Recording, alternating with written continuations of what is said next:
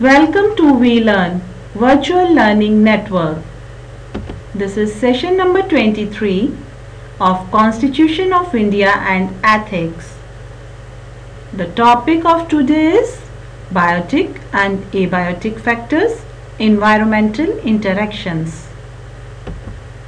Topics to be covered under it: biotic factors, what are biotic factors, what are abiotic factors, and environmental interactions about them. ये slide हमने आपको एक पुराने session में भी दिखाई है, जिसमें मैंने आपको बताया था कि आगे जाकर हम आपको डिटेल में बायोटिक और एबायोटिक फैक्टर्स के बारे में एक्सप्लेन करेंगे. सो एनवायरनमेंट के दो कंपोनेंट्स होते हैं, एक बायोटिक फैक्टर होता है और एक एबायोटिक होता है. बायोटिक मीन्स लिविंग फैक्टर्स को हम बायोटिक के अंदर रखते हैं, लिविंग ऑर्गेनिजम्स, लिविंग बीइंग्स को, और एबायोटिक में हम नॉन लिविंग जो इन्वायरमेंट को इफेक्ट करते हैं फैक्टर्स, उनके बारे में हम बात करते हैं. So first of all we will talk about producers. Biotic में प्रोड्यूसर्स आते हैं, कंज्यूमर्स आते हैं, डिकम्पोजर्स आते हैं, और एबायोटिक में क्लाइमेटिक फैक्टर्स आ जाते हैं, जो भी क्लाइमेट की कंडीशंस होती हैं जो हमें इफेक्ट करती हैं, और एडाफिक सॉइल रिलेटेड फैक्टर्स आ जाते हैं.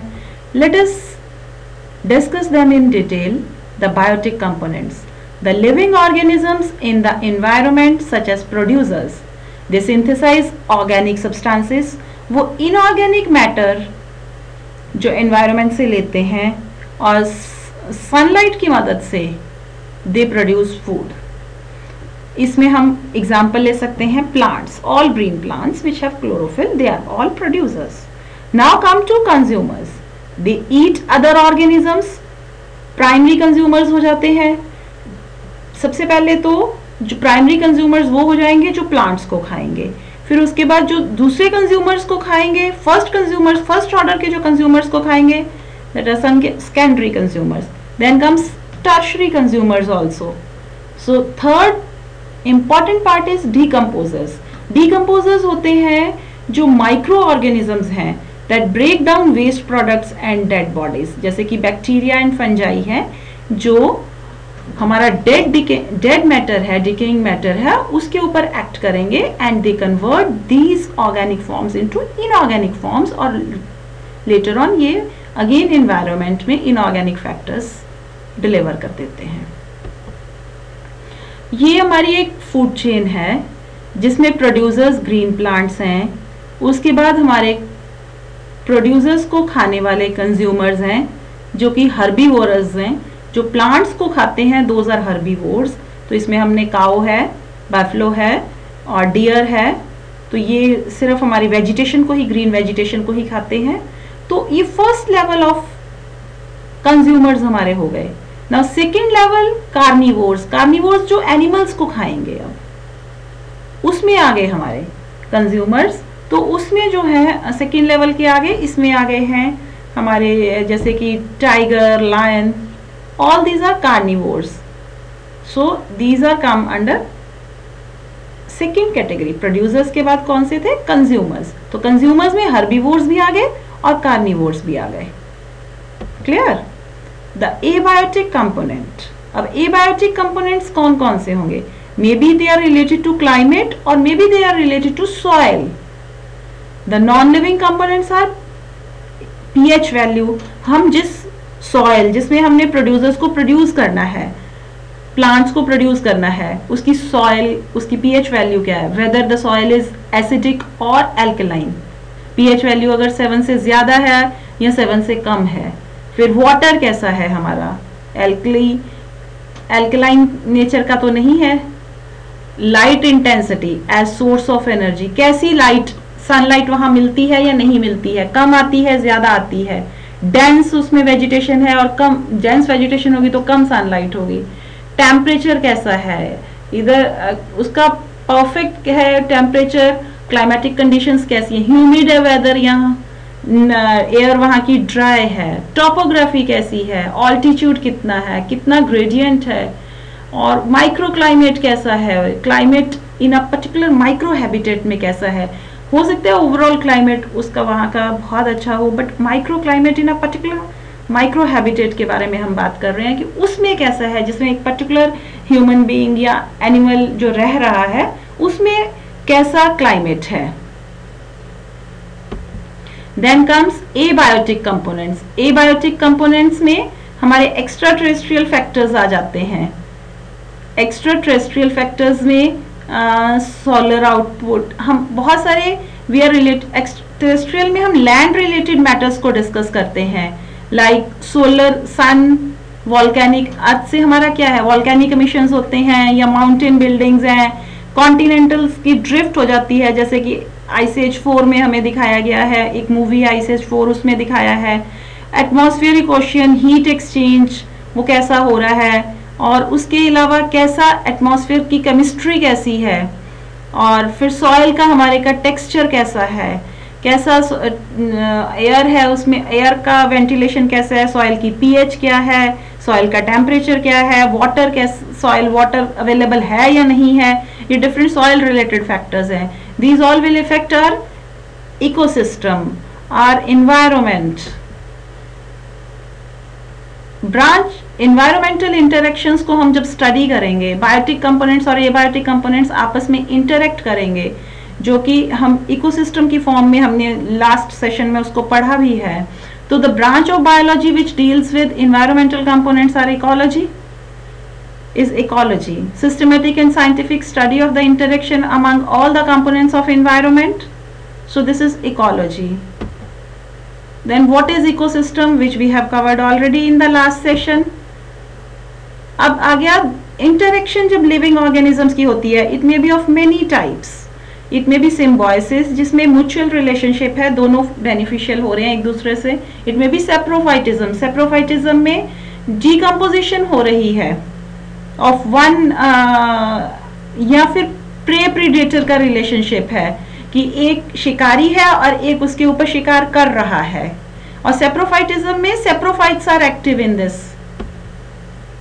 इसको हम अलग अलग पढ़ेंगे. सिम्बायोसिस क्या है? सिम्बायोसिस 3 कैटेगरीज में है. क्लोज रिलेशनशिप बिटवीन 2 और more different species which live closely together and interact with each other. These are this is symbiosis. 3 categories हैं. एक है कमेंसलिज्म, एक है म्यूचुअलिज्म और एक है पैरासाइटिज्म. इसमें कमेंसलिज्म में क्या होता है? इसमें क्या होता है कि एक ही ऑर्गेनिज्म दूसरे ऑर्गेनिज्म से बेनिफिट पा पाता है और जो दूसरा होता है where only one organism benefits from the relationship, the other organism neither benefits nor is harmed. इसमें एपिफाइट्स और एपिजॉइड्स की एग्जांपल है. म्यूचुअलिज्म जिसमें दोनों को फायदा होता है, जैसे कि लाइकेन एंड एल्गी है. सी एनिमोन एंड क्लाउन फिश का अगर हम एग्जांपल लेते हैं तो उसमें दोनों को फायदा होता है, दोनों स्पीसीज को म्यूचुअल बेनिफिट है. पैरासाइटिज्म में क्या है कि एक जो है in which one organism benefit and the other is harmed. Commensalism में किसी को हार्म नहीं हो रहा था, इसमें एक को फायदा हो रहा है और एक को नुकसान हो रहा है.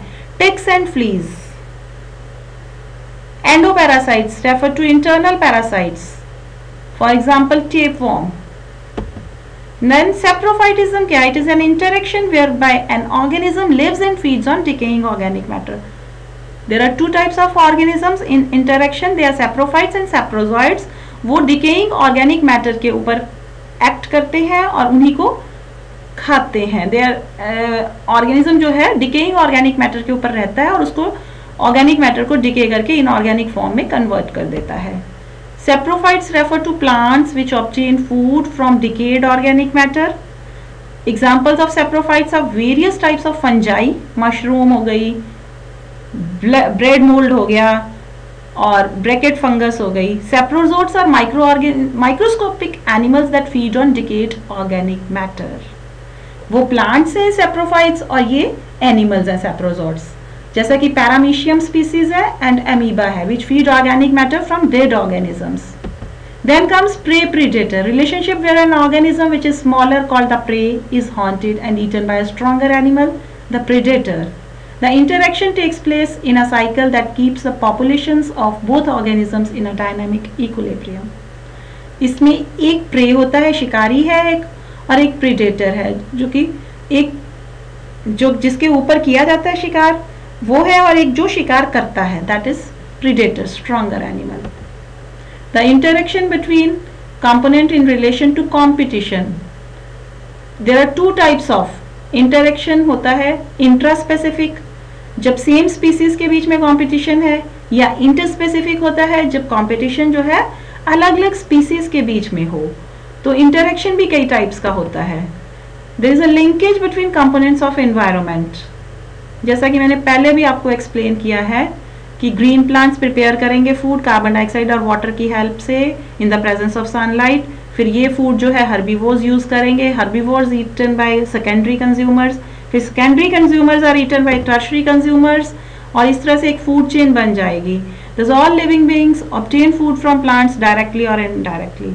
After the death of all these organisms क्या होगा, इनके जो ऑर्गेनिक डेड ऑर्गेनिक मैटर है उसके ऊपर सेप्रोफाइट्स या सेप्रोजॉइड्स एक्ट करेंगे, डिकम्पोज करेंगे, और फिर इनकी बॉडी को सिंपलर इनऑर्गेनिक फॉर्म में again that is absorbed by green plants and the cycle continues. So identify the biotic and abiotic components in the pond system as shown in the picture below. एक pond ecosystem को इसमें show किया गया है, फिर इसमें आप बताइए कौन से बायोटिक कंपोनेंट्स हैं और कौन से एबायोटिक। मैंने आपको पहले भी एक्सप्लेन किया था कि बहुत सारे ऐसे हमारे डिफरेंट इकोसिस्टम हैं जिसमें डिफरेंट स्पीसीज मिलकर एक different factors of that place and different species मिलकर एक इकोसिस्टम को फॉर्म कर देते हैं। जब ये सब फैक्टर्स बायोटिक और एबायोटिक आपस में इंटरेक्ट करते हैं and along with the climatic conditions of that place, so they form an ecosystem. इसी को आपको इसमें डिपिक्ट करना है, ये पॉन्ड इकोसिस्टम में आपको बायोटिक और एबायोटिक फैक्टर्स को डिपिक्ट करना है। This is all about this session. Thank you, happy we learning.